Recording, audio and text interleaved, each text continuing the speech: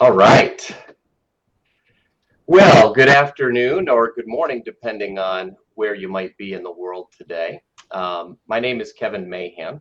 I am joined by Amy Donato, who is a part of our marketing team at Jensen. And most importantly, we are joined by Mr. Bart Cothran from Winter Springs, Florida. Bart, thanks for spending a little bit of time with us today. Thanks for having me. We're excited.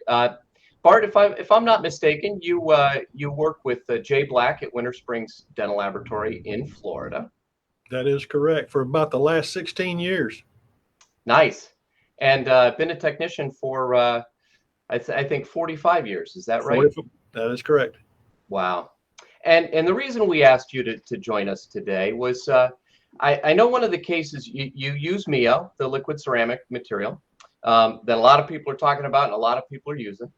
But there was one case in particular that I noticed got a lot of attention on social media. And we thought it would be fun to have you talk about that case and go into it a little bit because, oftentimes, like on the MiYO Liquid Ceramic Users Group page, you see so many beautiful images, intraoral images of MiYO, in lots of different scenarios. But we don't always know what it took to get there, right? What steps that technician or artist took to get there. So today we're going to have you talk a little bit about that case that was got a lot of attention, and we'll go deep. And for those of you that are joining us, you are welcome to chat in questions or comment on Facebook.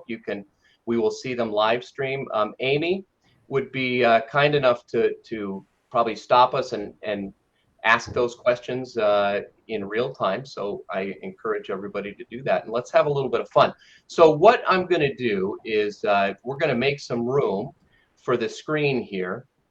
So Bart, we can talk about, where this case started and where it ended up, because I think there's a story to that. So I'm going to remove myself visually, but you will hear me still. So don't worry, I am here.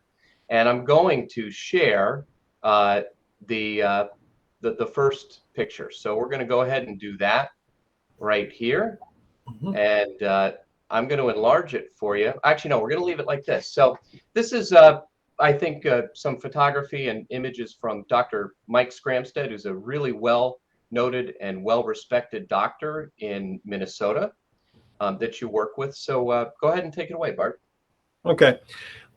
First of all, I'm excited to talk about this case because, after being a technician for 45 years, it takes a little bit to get me excited about a case anymore. But this one was so difficult from the outset, and it just works out so well with MiYO, with all the variables that were involved. Let's just say he had a tough time with this case, and it did not end up as he initially proposed. As you can see in this picture right here, his initial proposal was to place the implant so that he could, closer to the cuspids, so that he could make a bridge. It was a simple, straightforward procedure. But because of so many other things involved, so much loss of the ridge, the implants did not end up where they should have been. And it just wasn't reasonable to augment with bone or soft tissue. So he ended up, if you could show that second picture, the occlusal view. You got it. Okay. Yeah. So he did use the angled abutments from True Abutment to sort of position them where they needed to be. But you can see they are not as close to the cuspids as they should have been. So that would have put the implant or the abutments right in the middle, between 7 and 8 and 9 and 10, and that just wouldn't have worked. So that's what he had to work with, and they're a little bit, maybe a tiny bit lingual to the ridge, not much. I mean, it would have worked as a bridge if they would have been positioned more toward the cuspids. Let's see, the next picture is the facial view of, so that's what he decided to go with, is a mini hybrid. That's what we call them. Now, a lot of people get excited when they see that flange, the proposal. You may have to go back and forth between these the Sure. next picture and this one. You got Kevin. it. Whatever you need. Yep. Go to the next one real quick. You got it. Okay. Now you can see it here on the lingual. There's a huge flange, and everyone gets excited because they want that intaglio to sit like butt right down onto the ridge with no overlap whatsoever and be totally implant supported. Well, this is just a proposal, and if you know anything, it's expected that when we mill the prosthesis, that in green state, it's so easy to adjust. So ideally, the buccal flange, the gingival, would be about 2 millimeters overlap of the ridge.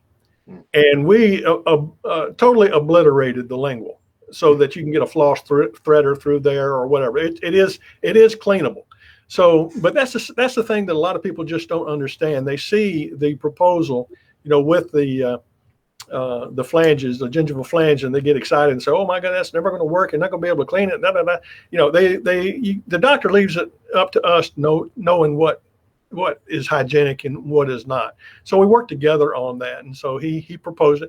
Now I tell you what, if he wouldn't have been a doctor, he would have been a great dental technician or designer anyway, because that's his design. He did a great job, really, really nice job. So he's got design software in the practice. So he sent this proposal to you. He absolutely did, and I guess he does quite a bit of that because. Gotcha. Because he didn't get good at it like just in this is not his first case. Let's just say that. Absolutely. Yeah.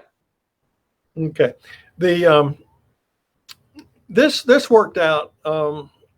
Maybe you can go back to the first one. Sure. Okay. All right.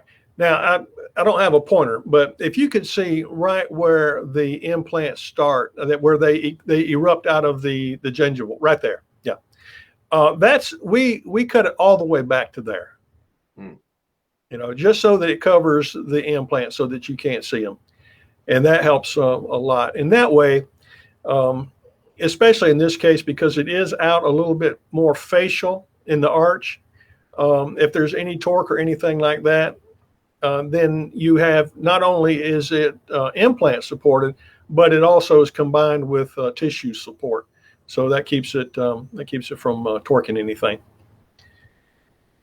Gotcha. Okay. But again, it was, and Dr. Scramstead will tell you, it was not, it becomes a compromise at this point. Not everything, as we know, not everything is perfect. There's always something that happens that causes it to make you change your plans, and that's exactly what happened to him here. But I'll tell you, you might say the case was compromised, but I think when you look at the end result and the aesthetics that you were able to achieve with it, it's pretty spectacular.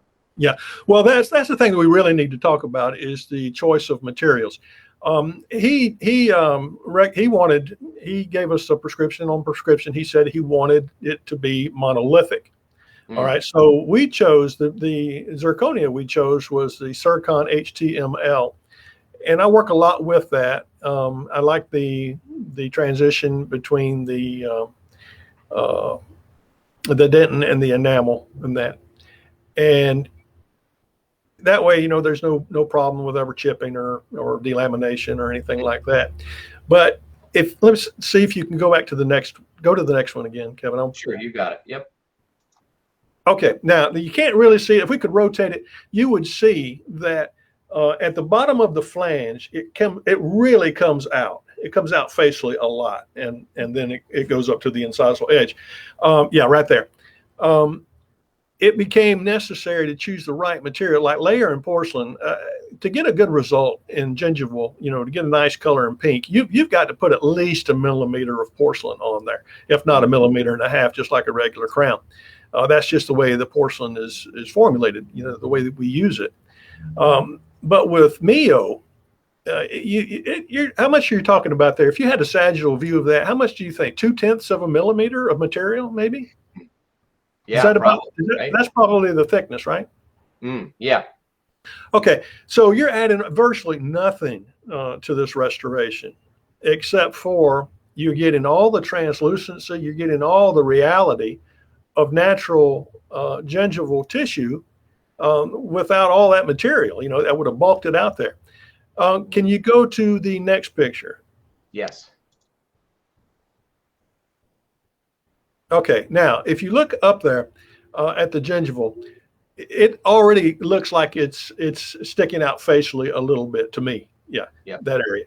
Yeah. Imagine if you would have layered porcelain there, because that zirconia is fairly thin. The framework is fairly thin in that area.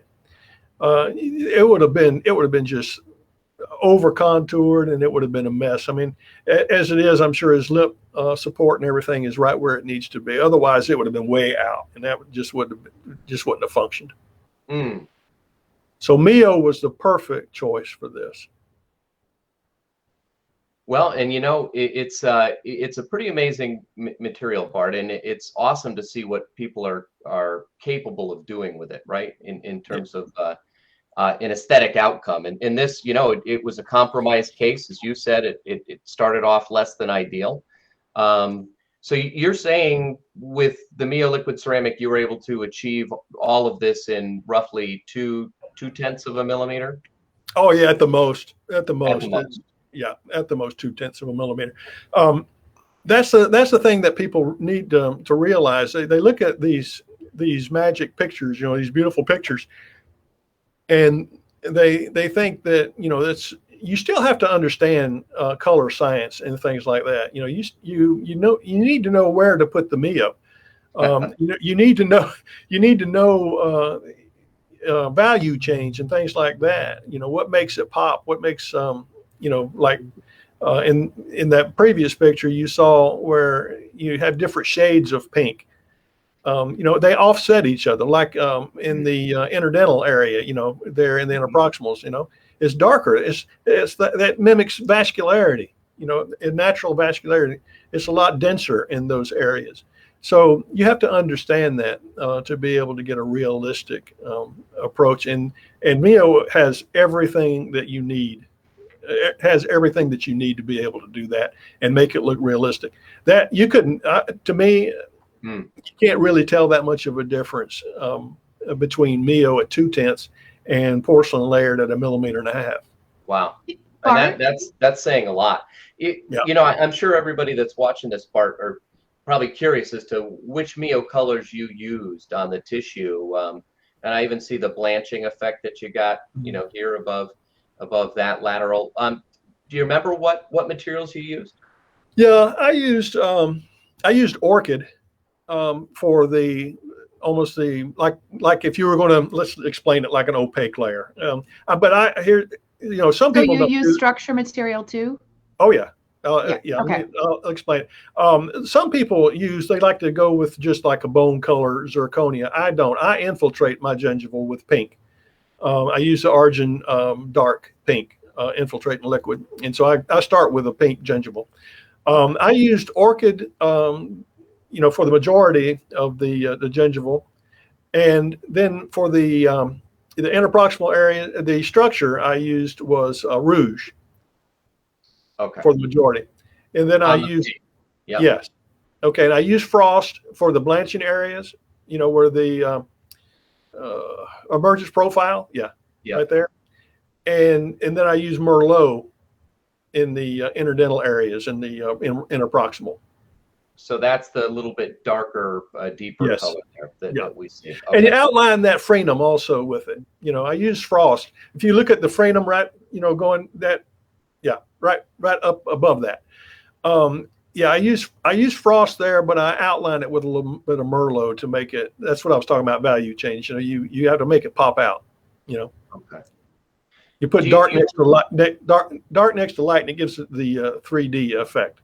So as a ceramist, you're used to positioning different materials on top of each other, right? Granted, they're in powder form, they're in a slurry, so you don't really see the end result. Do you find you're able to achieve that layered effect with MiYO by floating color on top of color? Oh, absolutely. And here's we are in the golden age of dentistry as far dental technology, as far as I'm concerned. I mean, never has, 30 years ago, we never had the education available to us like we do today. And we should be really thankful for that. I see my friend Philip Gold is on, that guy just passed his 5th CDT test. He sees the importance of education. And so like yesterday, I sat through a Peter Peasy and Seisel course, and all the concepts that go into layer and porcelain are available. They're right here in this MiYO course. You have all of like the gingival third. That's your high chroma area. You have all the materials for high chroma. That, like, I use the clementine near the margin. That is a miraculous material, because the transition between gingival and coronal is so subtle with that, but yet it's there. It's not like taking an A shade and just putting a bunch of brown there, Right. It's a wonderful material. Then in the middle third, you have your reflective area or your high value areas. You have everything for that. You got lumen plus, and whatever. You have all the things that you would have in a normal porcelain kit.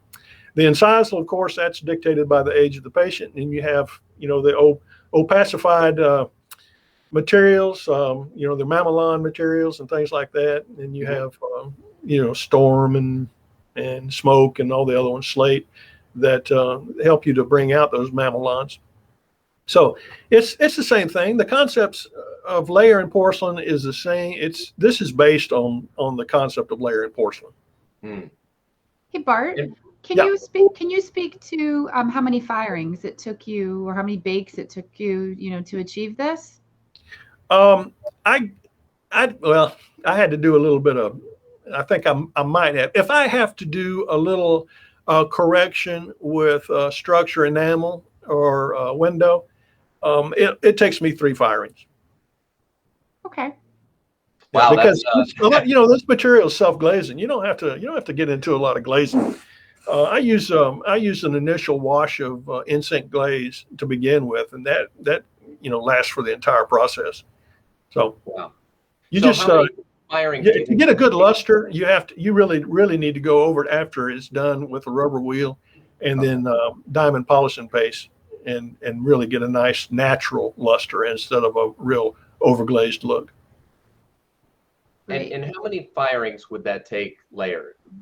If you like. Oh my goodness! People don't realize, in this little tiny case, it really doesn't make that much of a difference. But with zirconia, long span bridges, big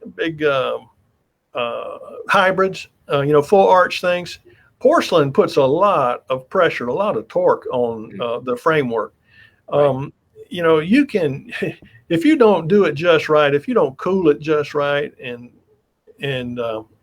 with porcelain layered on it, especially in massive amounts that sometimes you have to do, it can ruin your case. Right. I would say, it's hard to say, but I'd probably maybe 4 or 5 firings, and then I would have to go back over it with rotary tools to get texture, and then a final glaze firing. So I don't know, 5 or 6 maybe. So it was a compromise case, and I think we should. And I know we're running up on the clock here, but this speaks pretty loudly as well, right? Is the intraoral shot? It was a compromise case, but in your opinion, was there anything compromised about it in the end, based on what you started with? That layering would have given you an advantage over me? No, I think layering might have compromised it more. I don't know that it's really, I don't know if compromised is really a good word to use there. It's just not ideal. I mean, it's his patient. He will get him back in. He will make, he'll do aftercare. He'll take care of all of that. I think it's the best. I know, I trust him. I've got full confidence in him. I know that this was the right choice of materials, and done the only way it could be done, But as far as layer and porcelain, that, if anything, that would have compromised it. Yeah, I think that's a spectacular outcome right there. I mean, that smile says it all. It's very lifelike, very natural. I hate to admit that some of those doctors know how to design, but man, he did an excellent job. Hey Bart, Yes, as we look to wrap this up, do you have any feedback from either the doctor and or the patient in regards to once it was seated? I mean, obviously the doctors provided photos, so he was happy. But do you have anything else you'd like to share with us? Not, from Dr. Scramstead, he was happy. He was very pleased with the way it came out. He was happy with the materials that we used. He was pleased. And I've got a lot of feedback from other technicians and other doctors who know him and have seen the case. They were pleased. So I get, it's our go-to. When we first started out, the only reason we bought MiYO was because metallic oxides have no transition. I mean, no translucency at all. You take a piece of metal, you take a piece of glass, which one transmits light? The metal does not. It's just metal. So metal oxides are that way. And we were having a hard time matching a lot of single centrals and things like that. So we wanted to try MiYO but that was our only objective was to match existing dentition. But now we have seen where, especially with structure and, the sky's the limit with this stuff. Great. So I did have one quick question that popped up, and it was in regards to your opinion on the accumulation of bacteria between the restoration and the gingiva in a case like this. And well, that's why I started out. First of all, I'm not the clinician. I'm a dental technician. Yep. He gave me the design. He wanted it done that way. That's why I have every confidence that this is cleanable. Like I said, we designed it to be cleanable with floss threader or whatever irrigation device, whatever that you want to use. It was designed that way. Is it ideal? No, it's not what he intended from the beginning. We showed that from the initial pictures. It's supposed to be a bridge. But see, that's part of our responsibility is to take care of that intaglio surface. We spend a lot of time smoothing that out. Let's say that you did one that had no flange whatsoever. It's totally implant supported. If it has concavities and whatnot in it, you're just in the same shape as you would be if you had one with flanges on it, because it's going to accumulate. So our job is to go in there and smooth that intaglio surface out. And not only that, but really rubber wheel the hell out of it and then glaze it, so it is slick. So it doesn't accumulate. We do the best we can, and we make them as cleanable as we can because of that very fact. Well, we appreciate you sharing, where you started and where you ended up and what it took to get there on this case. Again, it's been a lot of fun and it's always. Well, hey, like I was telling you, Kevin, like 35 years ago, if you had told me that you could take this little paste and you could make this look, after I've been layering porcelain for 10 years already, and you could take this little paste and put it on there and make it look as good as layered porcelain, I would have said, no way, you can't do it. Just like I said that we never mill a crown and put it in somebody's mouth, So and look where we are today, right? Yeah, look where we are. Well, thank you, Bart. We really appreciate you sharing how you used MiYO on this case, and look forward to doing more of these with you in the future. And we really appreciate you believing in the product. We're having a great time. I think Amy would agree. Introducing MiYO to the world as it really has become a global product. So I know we got people from all over the world that have joined us today, which is pretty exciting. So keep on MiYOing, Bart, and we will continue to support you and dentistry with this very exciting product. So hope you have a great rest of your day. Well, thank you and Amy for having me. Okay. Anytime. Take Thanks, care. Bart. Thanks, everyone. Take care.